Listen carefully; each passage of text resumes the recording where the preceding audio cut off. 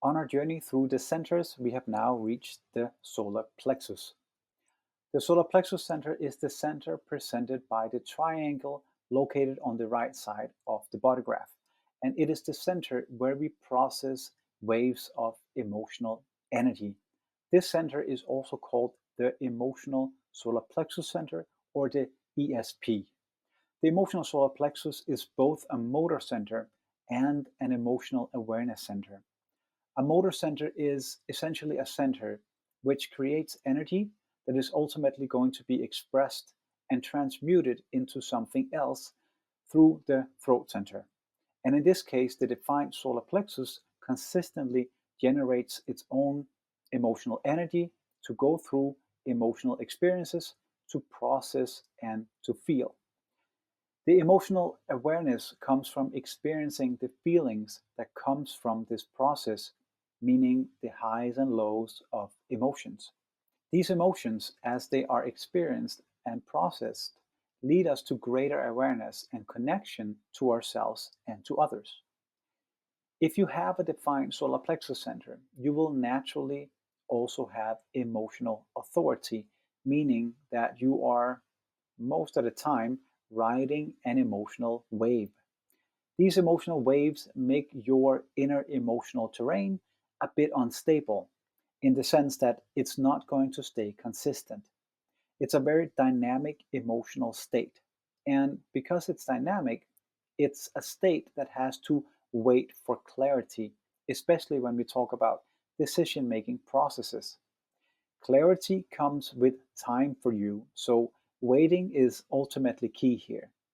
You're not meant to make big decisions in the moment, especially when you're feeling an emotional high or low. Giving yourself the space to feel through the emotional wave will lead you to clarity. You basically need to sleep on it before you are to make bigger decisions. Remember, you are not your feelings. Your feelings offer you insights, but they are not facts.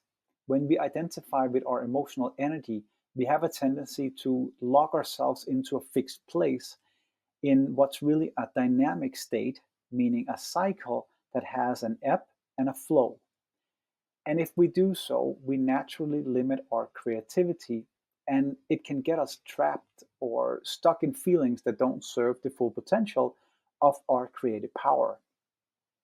Where the G center or identity center we talked about earlier sets the direction for your life. The solar plexus center calibrates the emotions that eventually help set that direction and the things and experiences that you attract and manifest into your life. But please don't worry about manifesting bad things or situations for yourself if you're currently on an emotional low. You manifest out from your so called base vibration, meaning the average of your emotional highs and lows, and luckily not directly in the moment from how you're currently feeling. Good things naturally come your way if you, in general, feel good, regardless of having a bad day or two once in a while.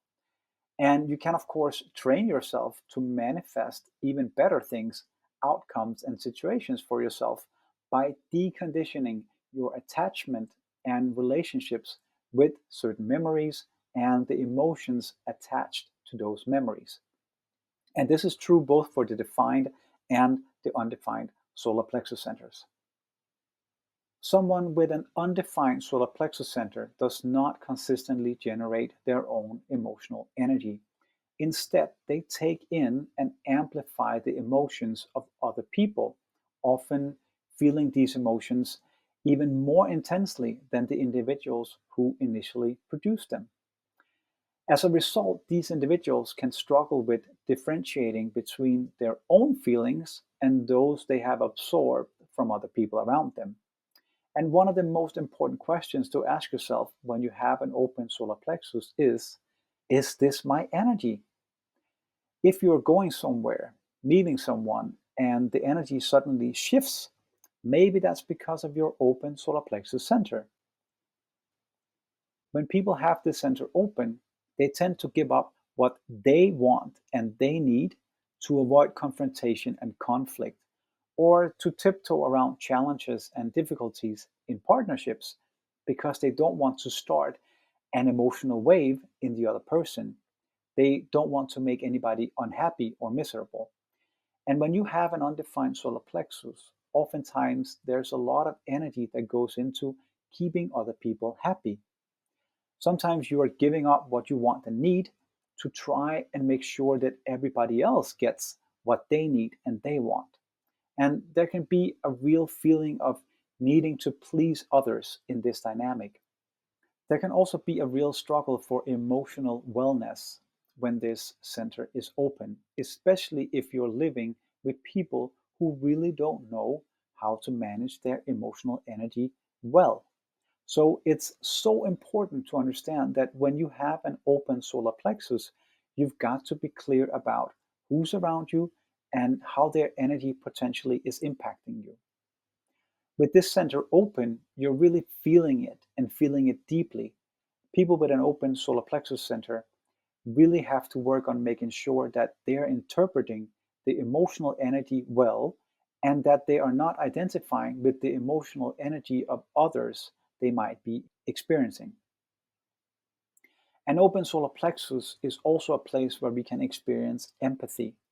A kid with no emotional solar plexus defined, for example, in a family with emotional solar plexus parents, can act out the parents' emotions, but on their own, they wouldn't do that. And then later on, they might have memories of being a really emotional child, but it's really only a memory. Sometimes we have to rewrite the memory and create a new body memory of being open and emphatic instead of having memories of being dramatic. Because there could very well be a calm person underneath this conditioning and not a very emotional one. The not self theme of the undefined solar plexus is to be avoiding confrontation and truth. So try and ask yourself the following question: am I avoiding confrontation and truth? Am I avoiding having the hard conversation I know I need to have to set healthy boundaries for myself? If not, how much longer are you going to wait?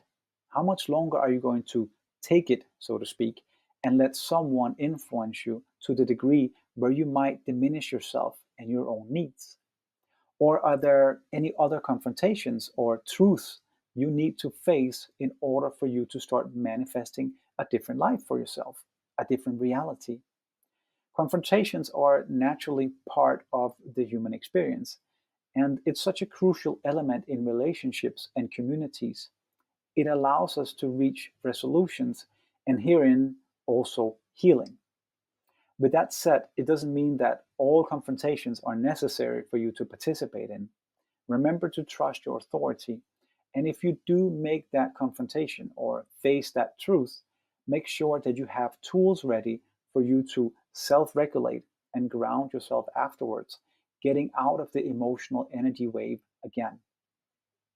Setting boundaries for when to hold space and when to release the emotional charge is very crucial with an open solar plexus.